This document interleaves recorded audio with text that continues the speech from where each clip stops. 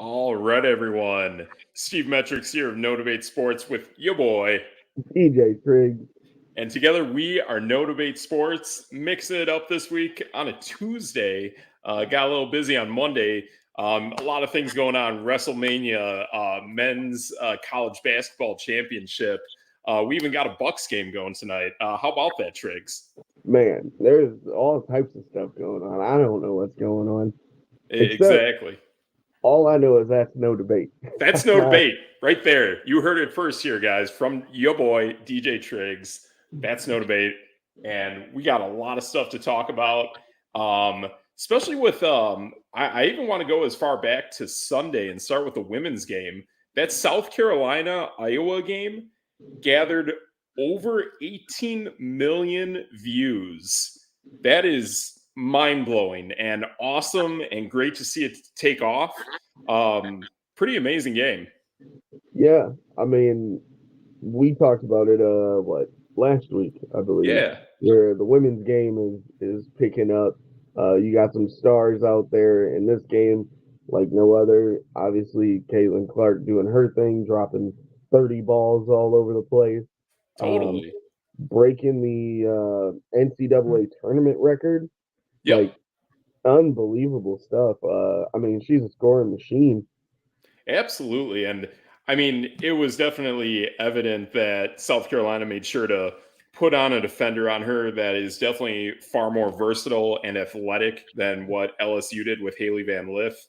That was a bad look. That was a really bad look from LSU's part. But what South Carolina did was they put a great defender on her, but that's not even their best player. And I think all of that together is what really propelled South Carolina, plus the revenge factor of losing that matchup earlier last season in the tournament to Iowa. That made a huge difference this go around. Yeah, I can't remember the young lady's name, and I feel bad, but she was waved off by Caitlin Clark last year, and this year I guess she said she was on a revenge tour and Nice. closed it out. I mean, she didn't lock down Caitlin, but if I'm not mistaken, off the top of my head, I think Clark was 10 for like 28. She puts Yeah. up a lot of shots. She got her 30 piece, but like, yeah, 10 for 28 is not very good. Yeah, exactly. And not only that, I mean, a lot of turnovers too. The way she was being guarded, it was like a Pat Bev, Drew Holiday, Dwayne Wade kind of style of defense, and it worked. And if you're taking the ball out of Caitlin Clark's hands, that's another less possession than she has. It definitely gets her off her game as well, and it worked. Right. And like it's kind of funny. One of my favorite players to watch is Diana Taurasi, and she commented that like the WNBA is going to be ready. Like not going to be sweet. Yeah, and and we that we were saying that last week. Yeah, and that's kind of what South Carolina kind of proved is like, yeah, you can go out and get all the points you want to, but we're still going to win by double digits. We're going to have somebody come over there and like guard you the entire length of the court, like just be all in your business all day, shooting, basically 30% somewhere in there, Yeah, a little bit over 30%, but like they just put a dog on her. they did. Like, you They know, did. you get your points, but hey, we know what we're doing over here. Exactly. That's definitely the thing, and I've heard that from on the men's side when Farley Dickerson was actually playing against Zach Edey in Purdue last year. They made sure to allow Zach Edey to do his thing, but they limited everyone else, and Zach Edey wasn't at the style that he is this year. But that's kind of the mentality that you have to take with some of these superstars. Is either you let the superstar go off and you take care of the other components of the team, or you shut down that player and you let everyone else kind of do their thing. It kind of is what it is, but it's interesting. And I also give South Carolina and Dawn Staley a lot of credit too, because in this run with this season going undefeated from start to finish and even bowing out early against Iowa last year. Dawn Staley has now, in the last 3 years, won over 100 games and only lost 3. Yep. Debate. Yep. That's, I mean, wow. It's almost even hard to comment on. Like she's basically flipping the league, or not the league, the country on its end, and just kind of being like, Gino Auriemma, oh, who's that guy? We're South Carolina over here. She was. And to be honest, like when the moment in time was going on, kind of around the time of what is that that tall woman that was drafted from Connecticut that I want to say is on the New York Liberty? Brianna Stewart. Brianna Stewart, yes. Okay. Around the time that Brianna Stewart was kind of beginning her run in college with Connecticut, that was about the time that Dawn Staley and South Carolina were starting to put their foothold on the map. And in a way, they were kind of the beginning of the demise of Gino Auriemma's reign at the top of just supreme dominance of the women's game. When Dawn Staley started to make herself known, that was kind of the beginning of the end of Connecticut at the top. And when Brianna Stewart went to the WNBA, I feel like that was pretty much the end. I mean, the Final Four isn't that bad, It, like it isn't, but they are no longer this almost omnipotence that you can't get through. Like Connecticut on the men's side is that. That's I, what the women's side used to be. I was But gonna now, say, is that a segue to Connecticut on the men's side? not yet, not yet. I know. We're getting there. We're getting there. But for sure, like it just felt like when that was happening, like South Carolina came up. You had Kim Mulkey and Baylor starting to come to the forefront. You had that stuff going on. Granted, there was a little bit of a step back, obviously, for Tennessee with losing Pat Summitt, but all that kind of stuff was kind of going on at the same time. And it is interesting now that as South Carolina was rising, that brought more diversity and more growth across all of the women's game. And to the point where a young woman named Caitlin Clark in Iowa just skyrockets to the top during COVID. That's pretty cool. She kind of reminds me, and I don't mean it in like the way her game's played, because obviously it's different. But Yeah, she reminds me of Elena Deladon when she played for Delaware, and sure. like I used to just enjoy watching her play basketball in college. I mean, obviously she's you know MVP caliber player in the WNBA, Yep. um, and like it was just like, wait, Delaware, and it's kind of like the same thing where you're like, Iowa, oh, okay, Yeah. like we're used to, like you said, Tennessee, Baylor, UConn, like South Carolina's weren't, and you're just like, okay, who's this girl from Iowa? And what did she just do? Oh, Exactly. and now everybody knows who she is. I mean, we talked about the offer with the big three and how the WNBA is kind of like ready for her, and Yes. like she's already a superstar. I mean, when you have your Yes. own cereal, that kind of means a lot. Yeah. I mean, once you start becoming synonymous with Flutie Flakes, you're there. You're definitely up there with it. So I love that stuff, man. That's cool. But yeah, I think that's definitely the great growth that we're seeing with the women's game, and we're just going to see more of it. I mean, now we're seeing Southern Cal starting to rise up, and how that's going to work. But yeah, the Diana Taurasi comments even mean a lot too, where we see a great player in college, and now that player is going to go to the WNBA, and it's going to be a reckoning in a way. Like you're going to see that players like what's her name with the New York Liberty as well from Oregon. I'm blanking on her name. I'm totally blanking on her name. Oh man, Hmm. she's a 3-point shooter. She's done the contest with Steph Oh, Curry. uh, uh, Enescu, no? Sabrina Ionescu, Yeah. yes. Yeah, Sabrina Ionescu is another one that's awesome like that. And when she got to the WNBA, it's been a uphill sledding. So she's getting there, and I think Caitlin Clark's going to go through it too. And like we said, even with Angel Reese, she's good, but she doesn't have that size, and she might only just be good.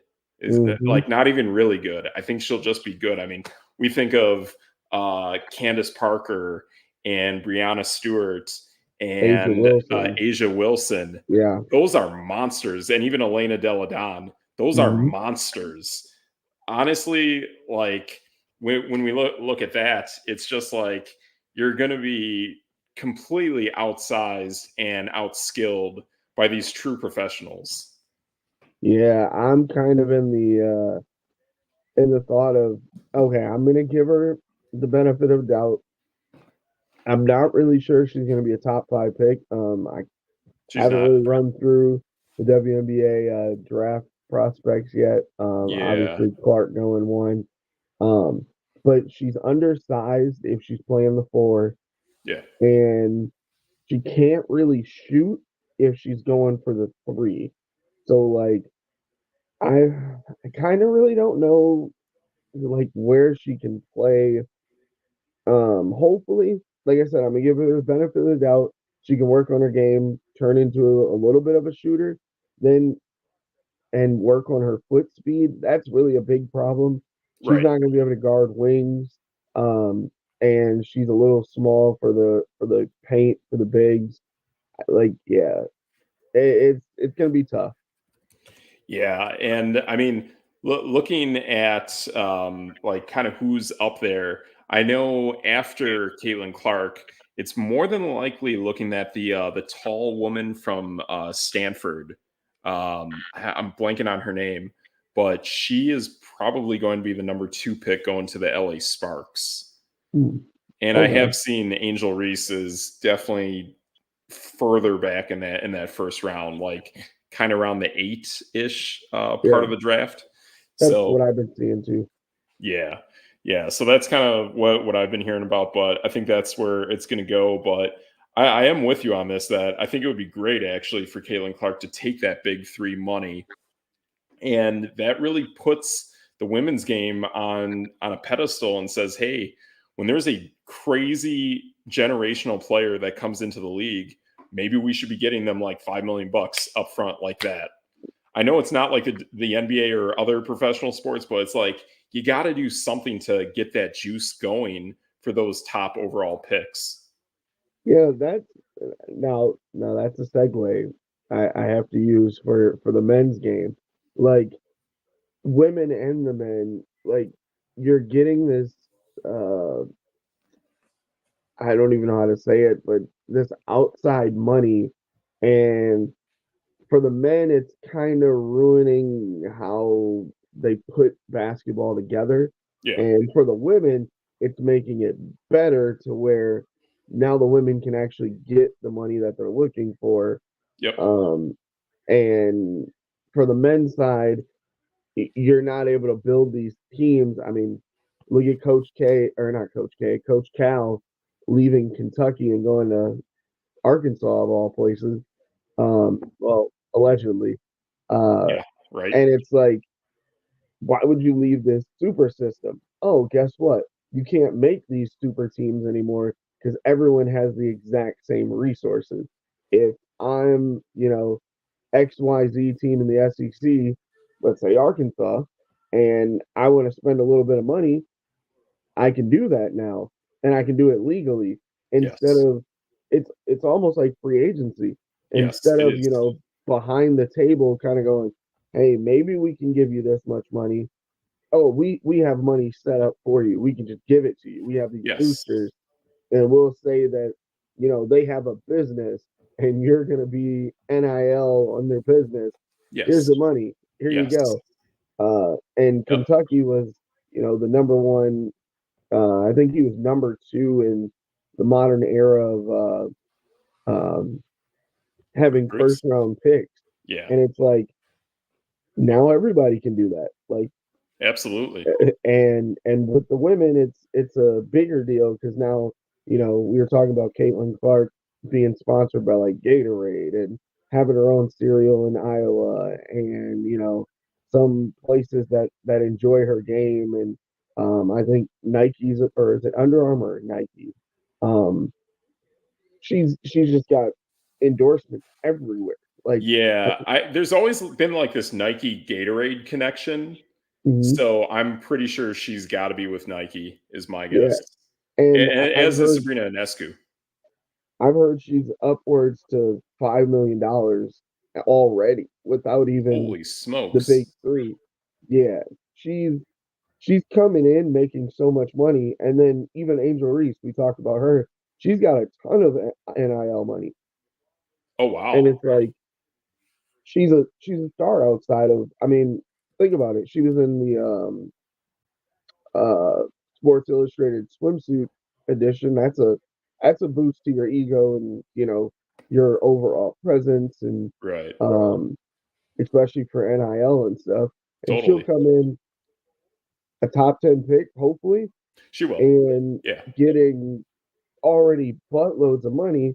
Yep. And like we said, she might not even be that good. And Exactly. and now Exactly. you're Asia Wilson or Elena Deladon, or these already established stars, and they go, man, these college kids are coming in making millions already. Like, what the heck? Yep. Teams are gonna have to start ponying up. They will. They absolutely will. I mean, in order to even retain players with the young women who are coming into the league, and they're clearly not even at that level, that has to change.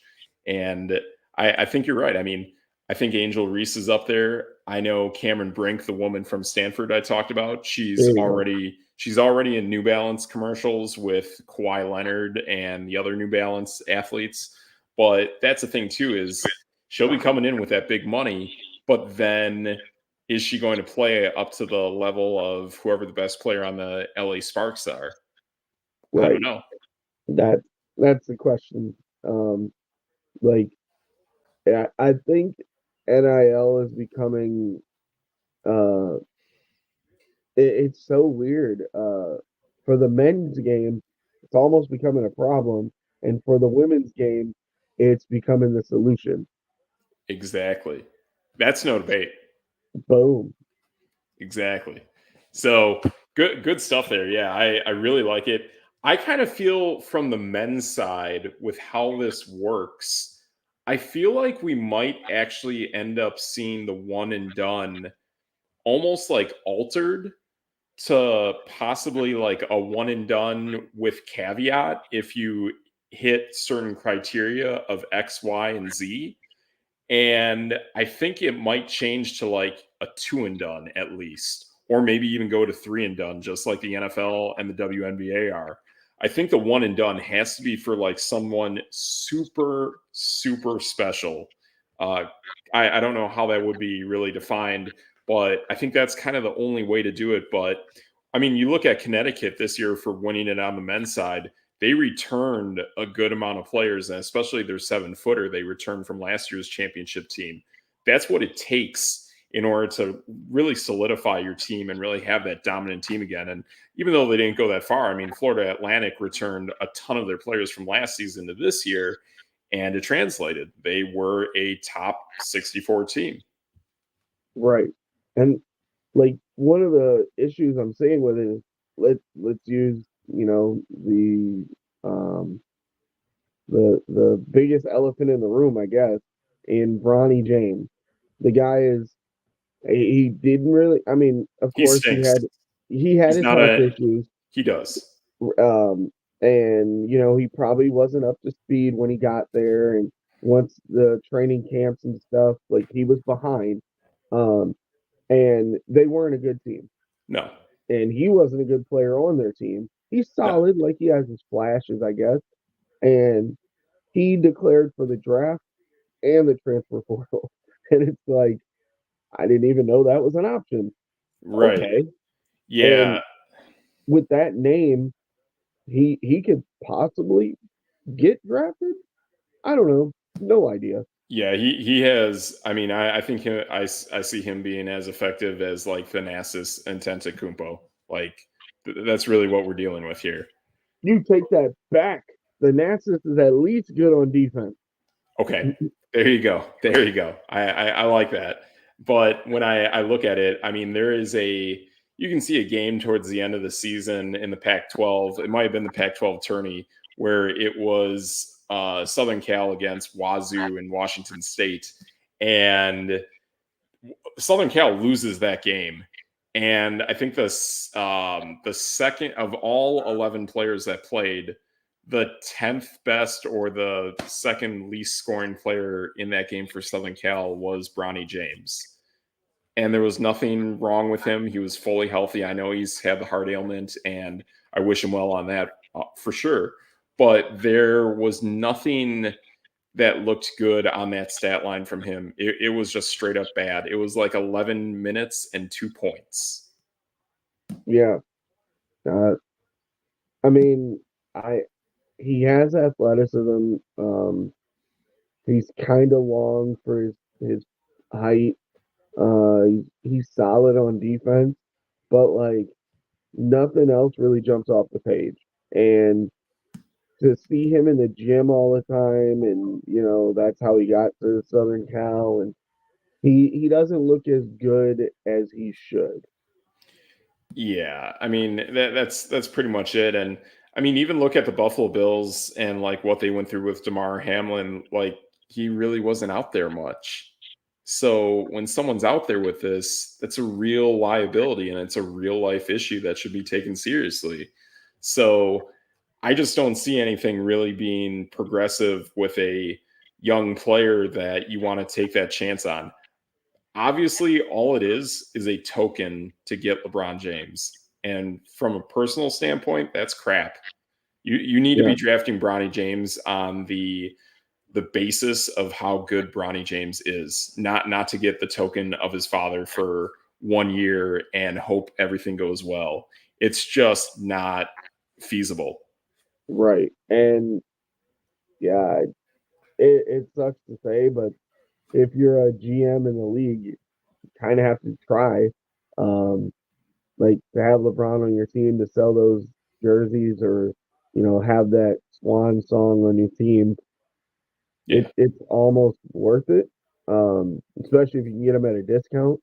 Um, like I just think of random teams that could use them. What if he goes to Denver? What if he goes to like LA, the Clippers side?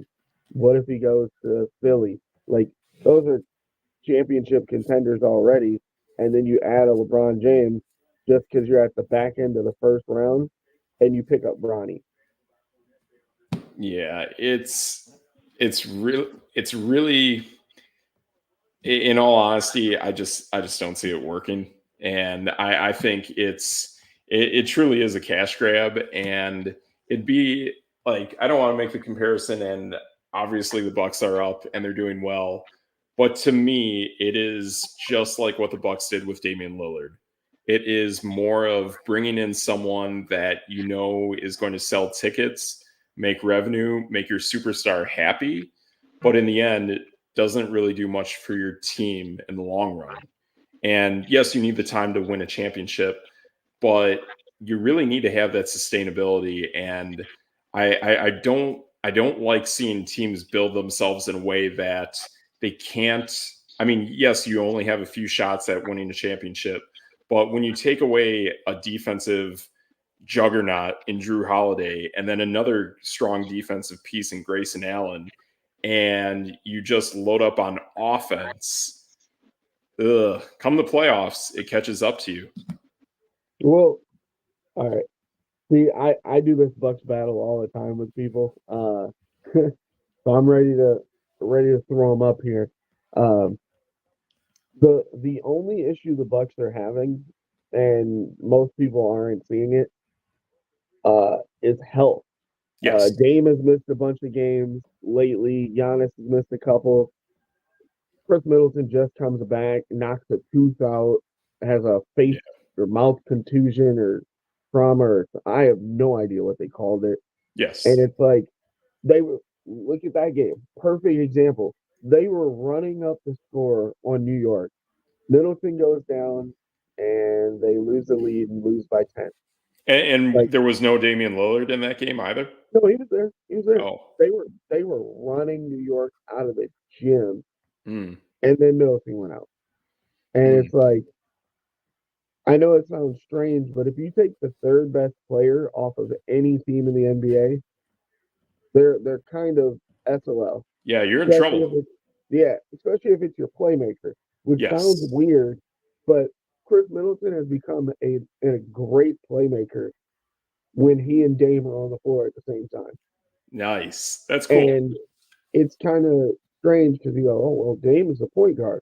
Well, Dame likes to come up with the ball, and he likes to make. He's either going to shoot it right away, or he's going to make a pass to get the ball back so he can True. shoot it again.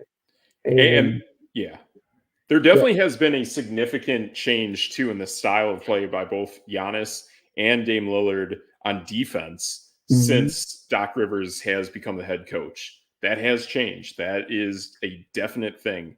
I've seen it in a few games with those guys. Definitely a while back with Giannis in the Chicago game, and Bobby Portis. That was kind of like a revenge game for him as well. But yeah, there's definitely a change with those guys on how their intensity is on defense. And that's great. And if that's what it takes, then it's worth it.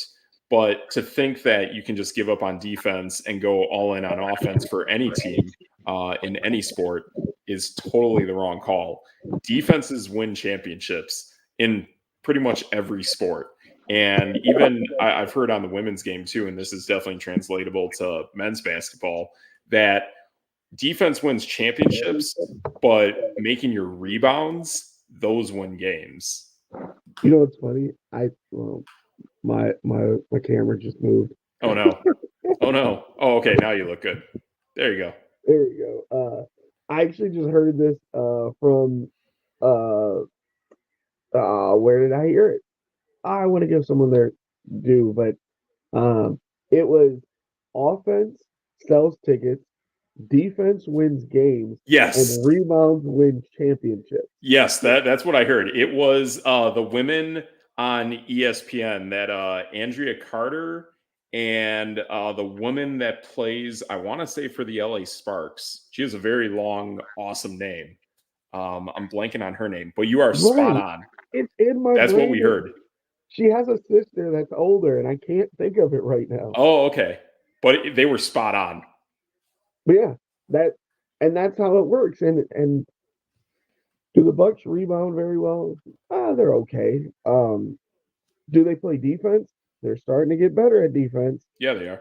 And their offense, it sounds crazy, but the best 5-man lineup for most of the season, but they just didn't play enough together, was Dame, Middleton, Giannis, Brooke Lopez, and Beasley.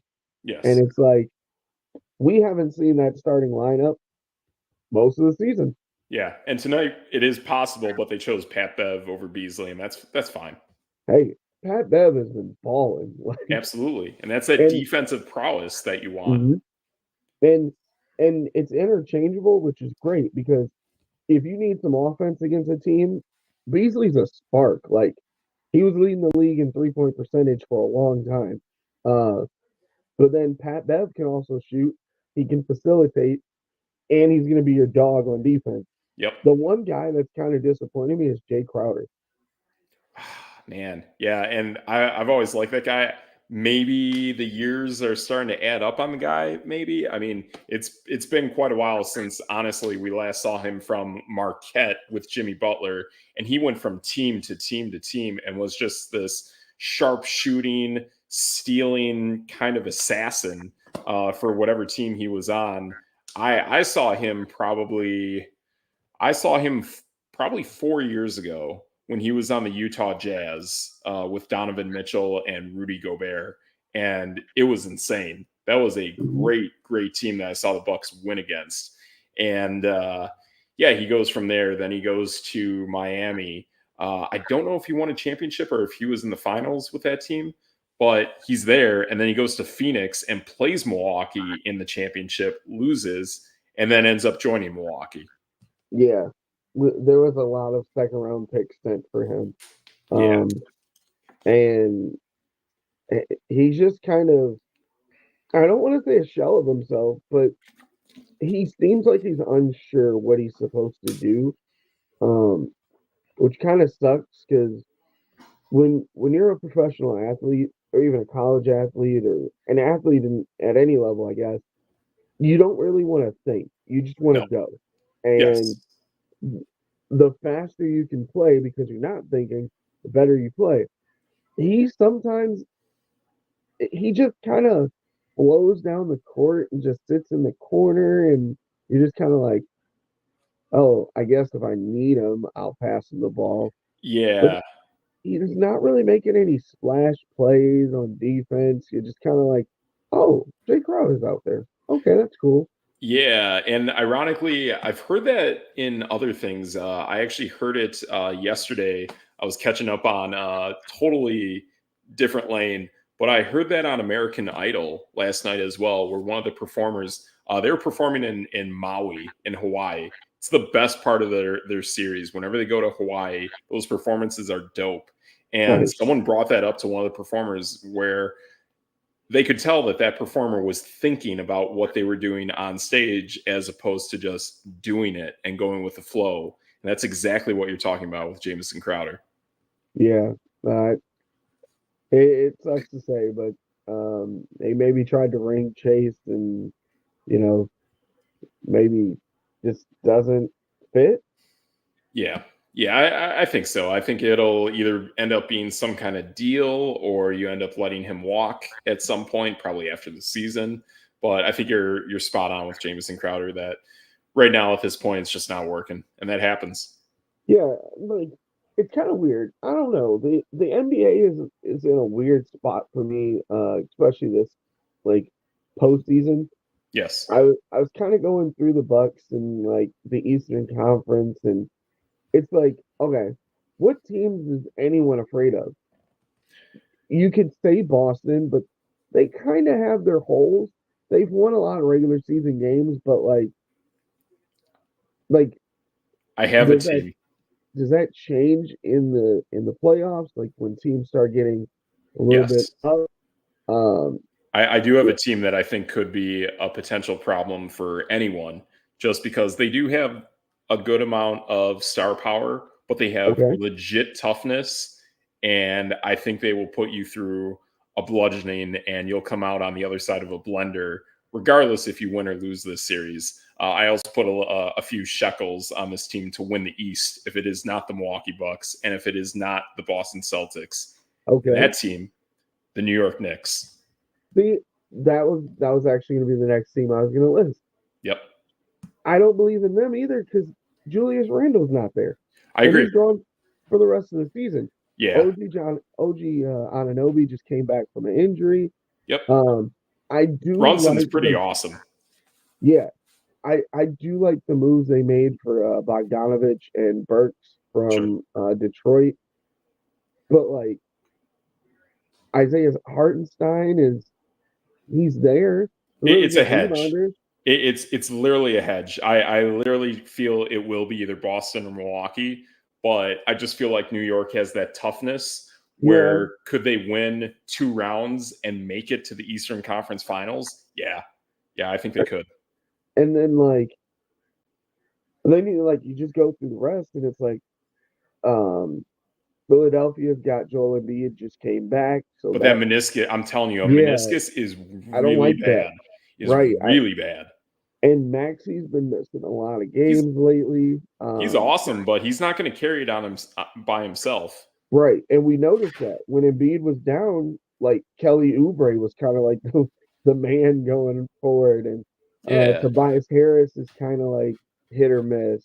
Yep. Um, you go to Indiana, they were the kryptonite for the Bucks at the beginning of the season, They were. and they basically like fell off a cliff. Like Yeah. I you're think like, you were oh, positive after Pascal Siakam joined the team that it actually screwed up the dynamic instead of yep. enhancing it. So let me present you with this. Do you think it would have actually been more beneficial if they would have added more of like maybe a 3, 4, 5, or 6, or a combination of like a 4 and a 5 or a 4 and a 6 to bolster that lineup instead of going for like a straight up 2 or 1 to join that team and really alter the dynamic.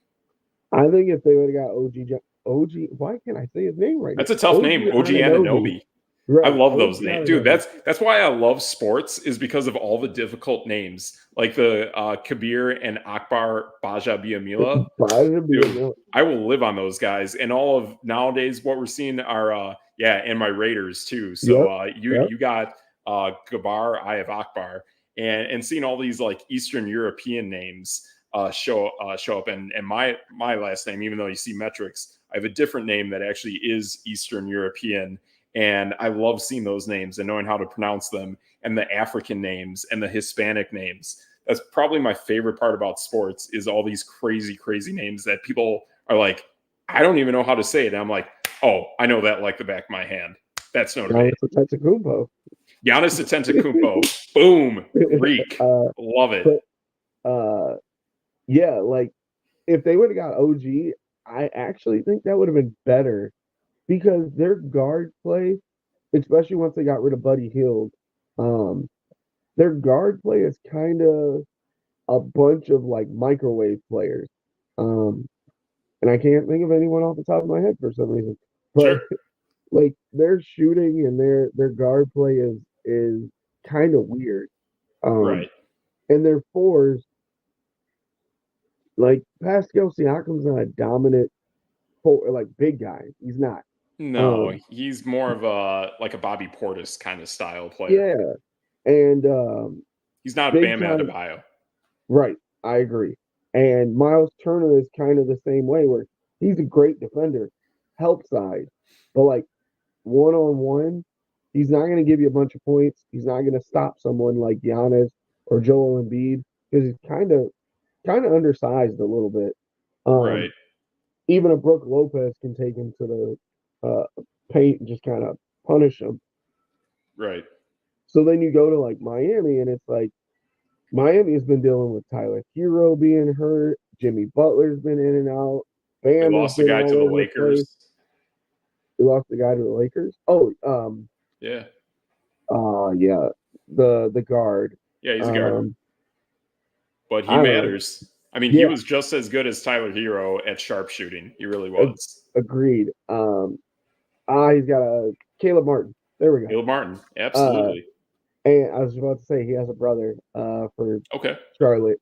But like that team is kind of, as much as I love Jaime Jaquez, and I put him in the video and last year. Yeah. I love, like, that dude is amazing. UCLA, like he was awesome in literally last March March Madness. Like he was killer with UCLA.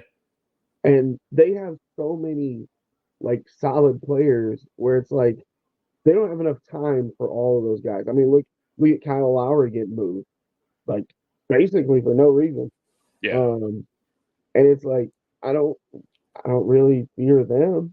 I don't view Miami at all. I know people have talked up Miami because of the past, but okay, well, if you're talking them up, then you need to address every player that we've seen move on from that team that used to be dominant, and they're not on the team anymore. And that'd be like right now saying like in the NFL, the Buffalo Bills have the second best chance to win the AFC. Okay, well, they lost not just Stephon Diggs, they lost Gabe Davis. That matters. Like they don't even have a number one or a number two wide receiver. You're losing guard upon guard upon guard in Miami, and it just doesn't feel the same. Yeah. And then like Atlanta, Trae Young hasn't played in months. Oh, he should still be, honestly.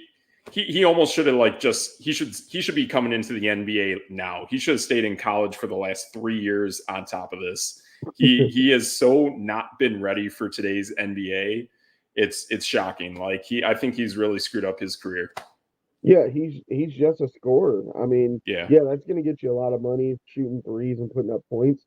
But like, he doesn't make Atlanta better. So he lost to Dan Hurley's team.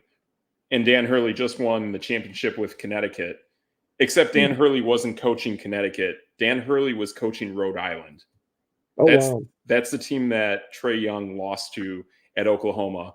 And I can't tell you a single Rhode Island player at all. None. That's no debate. That's no debate. And yes, he can score with Atlanta, but like you could tell that he needed time to just really grow his game.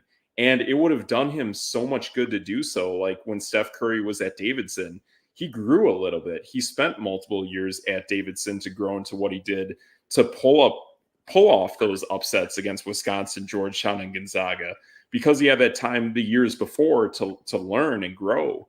And if Trae Young would have done that at Oklahoma, I think it would have just paid dividends to where he should be now. And them bringing in DeJounte Murray like made no sense at all. Even the Bogdanovich trade that got blocked to the Bucks, and then he ended up getting moved to Atlanta. Yeah, like that's a ball dominant guy. DeAndre Hunter is a ball dominant guy. Like, yeah, I mean, Clint Capella's a great center yeah, defensively, yep, really good at catching lobs and stuff like that. But it's like, yep, if you don't give him the ball, it doesn't matter. right. Like the East is loaded, but it's like, who are It's you really close. afraid of? Yeah, I think it's like comparing it to like the NFL, like the NFC is getting better. I think after this season, going into 2025, I think the NFC finally gets back to being on par with the AFC. I think this is the beginning of the East coming back. And I think probably at some point during next season, we start to see that balancing out with the East and the West, depending where players move to. That Yeah. matters. I honestly thought the West was going to kind of fall off a little bit this year, but Yeah. like the Lakers started to make a little bit of a comeback. Yep. The Clippers, all of those old guys are like playing really well together. Yes. Who would have thought? Denver's going to be Denver. That's Yes. fine. I took a sneaky team to hedge out of the West, like I did the Knicks in the East. And I took your advice, and I was hearing some advice from others, and just kind of seeing the morale and the change of some of these players, and just kind of seeing how these guys have been doing in the clutch and winning really tight games, and just kind of are on a heater in a really good way. I took your advice, and my team that I'm hedging out of the West, if it's not the Thunder or the Nuggets, the Dallas Mavericks. Ooh. Yes. Derek Lively is out there. That's my guy. Mm-hmm. That trade for PJ Washington like really put them over the edge more than I thought it would. Nice. Grant Williams, I believe, was there first and got moved over. Okay. And I thought he was going to help him, but he got a little big for his britches. Sure. Like, he got his deal and thought he was going to be the next guy, I guess. I have no idea, but it didn't work. Right. Yeah, I mean, the only team that I'm a little concerned with, I know we've brought them up, but we'll see what happens. And actually, this team that I'm a little concerned with is out of the East. I know the West has a lot of dominant teams that could cause some noise for sure. And I'll take my chances with OKC, Dallas, and then the true powerhouse in Denver. I really think it's going to be Denver. In all honesty, the home court advantage is something unlike anything else that sport has outside of another Western Conference team in Salt Lake City. But other than that, it's just Denver. So I think that is just too much. But the other team I'm concerned with a little bit, but I'm not betting on them, and they could kind of screw up my East, is Orlando. Okay. But yeah, I think the Knicks are just going to be stronger is my feeling. I didn't even bring up Orlando. Orlando, the only reason I don't think Orlando's got anything is this is their first time. Like, sure. They're just getting that taste in the mouth, and you're like, oh, this tastes delicious. Yeah. But there's too many teams there to kind of like they still have a shot at the 2 seed, believe it or not. Yeah. And like when you look at the West, it's like I like some of those teams, but OK City, the only problem I have with them is they don't have anyone to match up with Jokic. Yeah, you could say Chet, but like, no. Like, Jokic he's a big body. Like he's Yeah. not athletic. He just gets in your way and does his thing. I don't even know what his thing is. He just does it. It's like back in the day in the NFL, like Jerome Bettis is kind of what I compare him to. Jerome Really? Bettis had this shiftiness of his body that it wasn't overwhelming, but he just knew how to leverage his weight and just overpower people and take Right. advantage of it. And what do you know? He's got 5 to 7 yards out like Yeah. that. Yeah. Like, and he's always falling forward. Jokic is Hmm. always putting up numbers. And at some point you sit there and kind of go, wait, he's got 20, 10, and not. Where did that come from? I didn't even see him get a rebound. He doesn't even come off his feet. Exactly. Yeah, I think it's a really cool style of play that he has, and it's pretty neat. And speaking of big guys, kind of going back to the college game last night, I know there was that big guy on Connecticut, but man, I've heard some things against him, but I was really impressed with Zach Edey. Like I think Zach Edey's got some game, he's got some shiftiness. I've been hearing comparisons that even though he doesn't have it now, if he focuses like Brooke Lopez and one day develops a 3-point shooter, um, Zach Edey's got a hook shot like Larry Bird. That was just killer last night. And the big So, guy on Connecticut's good, but he's got ups like a pizza box and has no hook shot. And I'll be honest, I think there's less of an NBA game from the Connecticut guy than there is from Zach Edey. I think Zach Edey's really got something special that teams are going to see to match up against a Giannis or an Anthony Davis or a Jokic. That is a guy with legit size that he's not going to have to play 40 minutes a game like he was in the NCAA tournament. You put him out there when you need that time to develop, and I think the Brooke Lopez comparison is spot on. I think he could totally be a Brooke Lopez one day. And the hook shot, he's got a hook shot. so you see the big smile on my face. The last mock draft I seen, because I assumed he was going to be a late first round pick. Uh, they had him going to the Bucks, and I was Perfect. like, that is a perfect spot. Oh, Not just yeah. because I'm a Bucks fan, but Brooke Lopez. That's Yes. exactly who he should be. If he Totally. could sit behind Brooke Lopez and kind of just go, okay, all right, I can develop that. I can do this. And even if he Yeah. doesn't become a 3-point shooter and you give him 20, 25 minutes off the bench, but behind a Brooke Lopez, next to a Bobby Portis, next to a Giannis, like that could be a really good spot. You're not actually Yeah. axing too much of him, and he's the fourth big.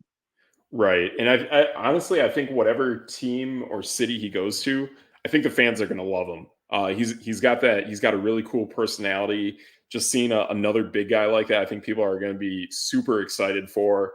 I think Milwaukee would be a great fit, and he would develop really nicely behind those guys that you spoke about. A guy that I'm curious about on Milwaukee, and you definitely know more about the team than I'm familiar with. But what about that Marshawn Beauchamp? Is he developing at all? Like what's going on there? I it's weird. I don't. He's not a very good jump shooter. Mm, And I know during like the summer league and kind of the beginning of the season, they were using him to bring the ball up and see how he yeah, could handle playmaking.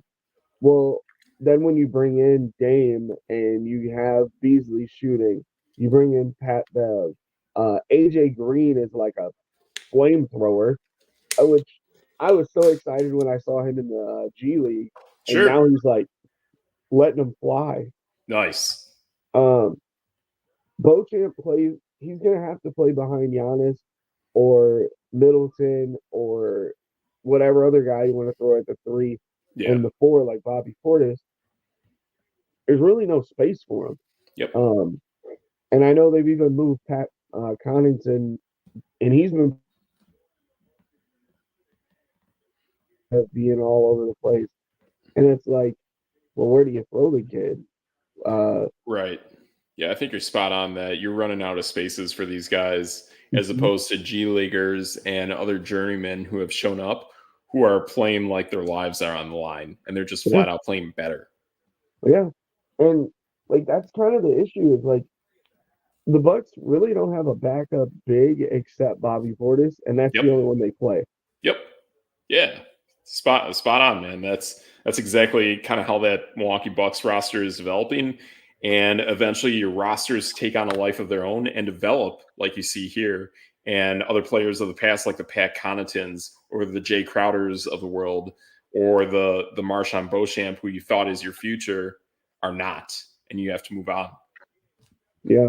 The only thing I can think of is like moving on from Brook or moving on from Middleton, and that's all they can really do from now on.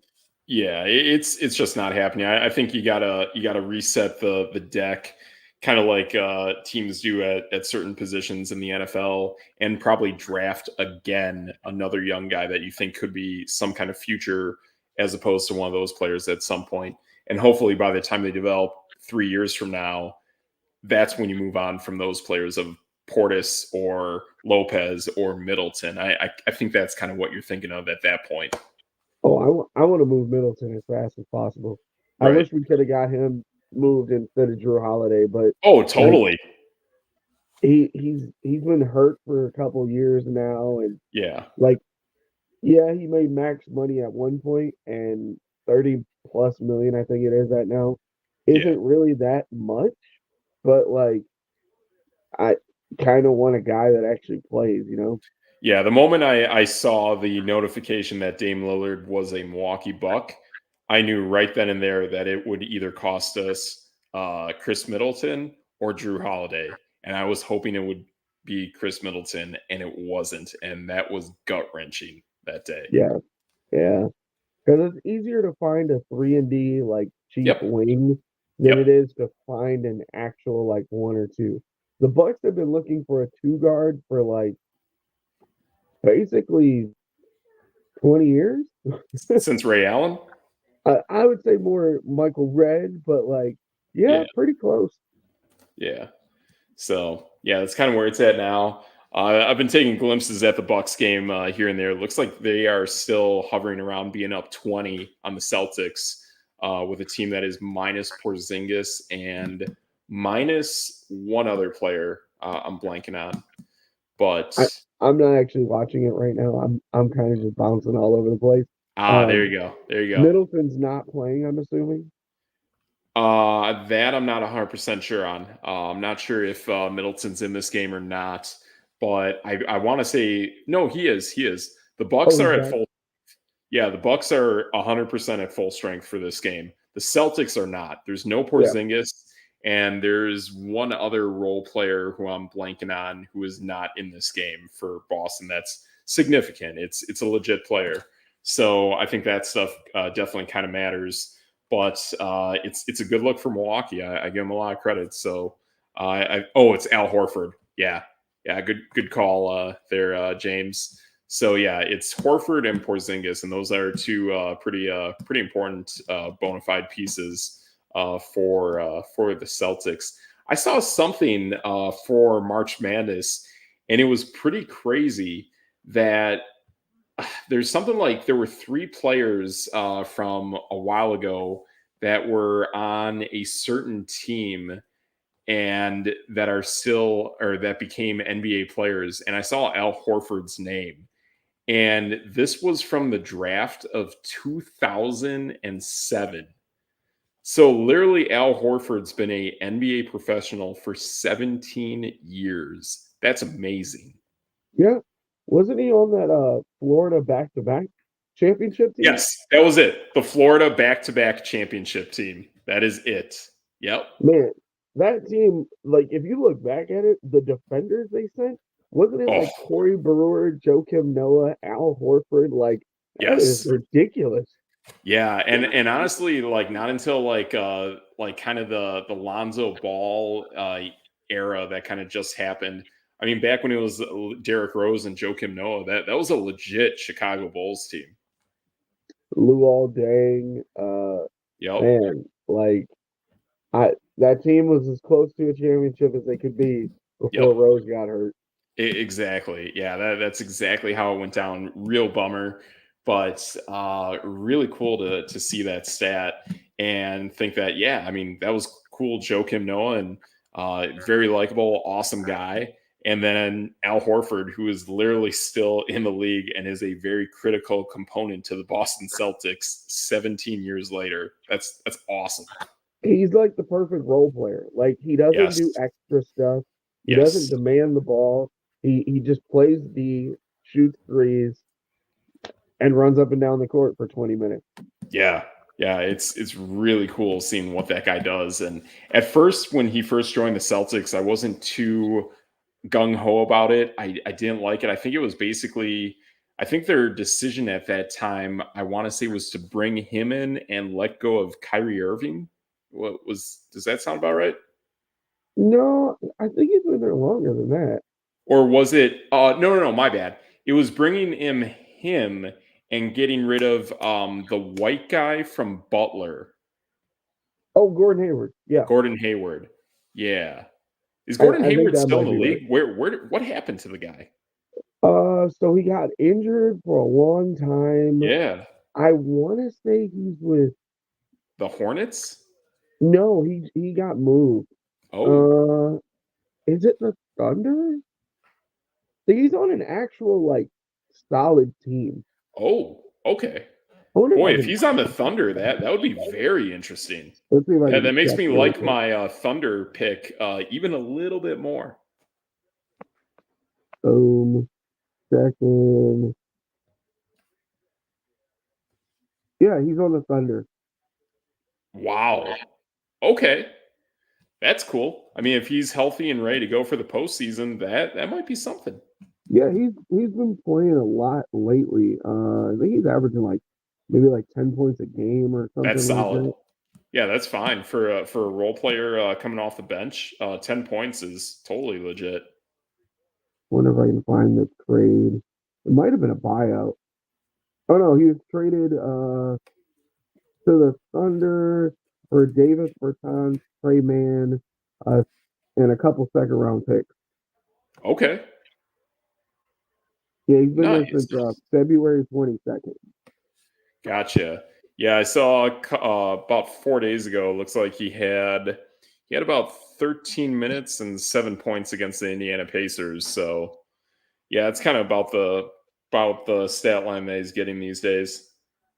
Yeah, that's sometimes that's all you need from a vet guy like that, especially like, he had that long run in college. He's had a couple runs in the NBA, and it's like the Thunder don't really have anybody like that. So it's good Yeah, to see a vet getting some burn. nice. Yeah, I like that. I was just really shocked that the guy just kind of vanished, and I kind of thought he was the better player from this Al Horford deal, but since getting banged up and since that deal, I mean, Al Horford's been the guy, and he's been very reliable and very instrumental into just being a solid key role player when the team needs him to be. Yeah, because Hayward was like he was a number one for Yes, most teams that he was on. So like yes. that injury really derailed him to Was like, it like an ACL or an Achilles or something? oh, I can't remember, but like he got let's see if I can find it. Dun, dun, dun. Man, he's been traded a bunch of times. It's kind of sad. Yeah. Shoulder contusion. He was out indefinitely. Um, yeah, he's had a lot of. He got a grade 3 right ankle sprain. Oh, that's probably a high one. Yeah, that was when he played with the Celtics. He fractured his tibia, dislocated his ankle when he was with the Celtics. Like that all happened within 3 years. Huh. Uh, he became an all-star at one point. He fractured his fourth finger on his left hand. Yeah, I mean, just just getting banged up all over the place. Oh no. Speaking of getting banged up, I think your camera might have gotten banged Yeah, up. Okay, now I moved you're it back. Yeah, you just look because like that I was Edward searching. Munch painting the screen. You Oh look man. exactly like it. Oh Yes. no, Yeah, I should have taken a screenshot of it, but it's up on the replay. So that's for true. our viewers, thank you for watching, And definitely play that on the replay, and you'll see your boy DJ Triggs look exactly like a famous painting. Ooh, I'm That's no famous debate. now. Famous painting. So yeah, great stuff there. But yeah, I think that's a lot of great stuff we got for tonight. A lot of NBA college hoops talk. So looking pretty good here. Be sure to smash that subscribe button. Check us out on Instagram, TikTok, X, Facebook, YouTube. Subscribe to all of them. We appreciate it. We love you on the X, and great stuff. And next week and probably the next few weeks, we'll be leading up to the NFL draft and starting to hit up some positions. I have my favorite college all-star games already DVR'd, and I have not watched any of it yet. So I'm ramping up, ready for this, and ready to see who's kind of out there that we can get ready for. I've also heard too, isn't the WNBA draft coming up? Yes. I can't remember what day it. Oh, you put me on the spot. I know. But I thought I heard. Is it like Thursday or something? I don't think it's that close, is it? Let me check real quick if I can pop that up. But it looks like it is April 15th. Ooh, Holy cow. next week, Monday. Yeah. You know what? Next week, Monday, we're going to cover the WNBA draft live. WNBA draft. That's what we're talking about. Live WNBA draft. That's what we're talking about. And then the weeks after that, we'll talk NFL draft. Ooh. Boom. So that's no debate. Check us out everywhere. So next week, you'll see us. We'll put some stuff on the socials kind of leading up to it a little bit. And next week is WNBA draft. I think that'll be dope. If you have any questions, send them. We will answer anything. Well, anything. Send them. Except don't ask about pineapple and pizza. We won't answer that. Yeah, and something like that. And if DJ Triggs upchucked in his living room, I don't know if we'll answer that too. But whatever it is, you don't know. It could be anything. Maybe you don't know. That's no debate right there. So I can't do that if I'm on camera. I don't know. Yeah, exactly. So for myself, Steve Metrics, over there, it's your boy DJ Triggs. And together we are No Debate Sports, and that's No Debate.